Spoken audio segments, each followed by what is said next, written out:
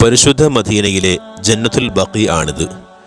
ഇവിടെയാണ് 10,000-ഓളം വരുന്ന സഹാബിമാരുടെ ഖബർ സ്ഥിതി ചെയ്യുന്നത്.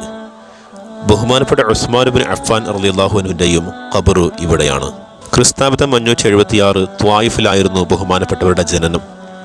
പരിശുദ്ധ ഇസ്ലാമിൻ്റെ ആദ്യ കാലഘട്ടത്തിൽ തന്നെ മുസ്ലിമായ വ്യക്തിയാണ് ഉസ്മാൻ റളിയല്ലാഹു അൻഹു. അല്ലാഹുവിൻ്റെ റസൂൽ സ്വല്ലല്ലാഹു അലൈഹി വസല്ലമ തങ്ങളുടെ 2 പെൺമക്കളെ വിവാഹം ചെയ്ത കാരണം ദുന്നൂറൈൻ എന്ന് അറിയപ്പെടുന്നു. വലിയ ആബിദായിരുന്നു ഉസ്മാൻ ഇബ്നു അഫ്ഫാൻ റളിയല്ലാഹു അൻഹു. ഖബറിനെ കുറിച്ച് ഓർത്ത് എന്നും കരയുമായിരുന്നു എന്ന് ചരിത്രം പറയുന്നു. ബഹുമാനപ്പെട്ട ഉമർ ഇബ്നുൽ ഖത്താബ് റളിയല്ലാഹു അൻഹുവിൻ്റെ വഫാത്തിന് ശേഷം 3-ാം ഖലീഫയായി സ്ഥാനമേറ്റ ഉസ്മാൻ ഇബ്നു അഫ്ഫാൻ റളിയല്ലാഹു അൻഹുവിനെ ഹിജ്റ 35 ദുൽഹിജ്ജ മാസം ഒരു വെള്ളിയാഴ്ച അദ്ദേഹം ഖുർആൻ ഓതിക്കൊണ്ടിരിക്കുന്ന സമയത്ത് അബ്ദുല്ലാഹി ഇബ്നു സബ എന്ന് പറയുന്ന ക്രൂരനായ വ്യക്തിയും സംഘവും വീട് വളഞ്ഞ് കൊലപ്പെടുത്തുകയായിരുന്നു. അള്ളാഹു മഹാനുഭാവന്റെ ദറജ ഉയർത്തി കൊടുക്കുമാറാകട്ടെ. ആമീൻ.